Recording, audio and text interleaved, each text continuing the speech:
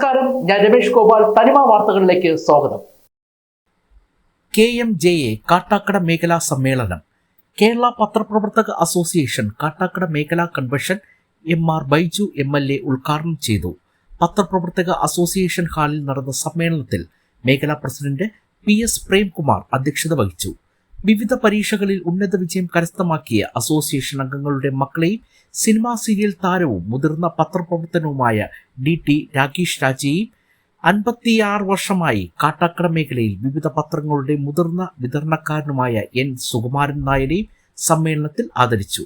കാട്ടാക്കട ഗ്രാമപഞ്ചായത്ത് president VJ Sunitha, KMJA സംസ്ഥാന secretary VS Unnikrishnan, സംസ്ഥാന രക്ഷാധികാരി G ശങ്കർ, സംസ്ഥാന സമിതി അംഗം G കിരൺകുമാർ, ജില്ലാ secretary Shaji, treasurer Jayakumar, vice president Ramesh NGR, മേഖലാ secretary JS Ajikumar, joint secretary Shobha Shibu എന്നിവർ സംസാരിച്ചു.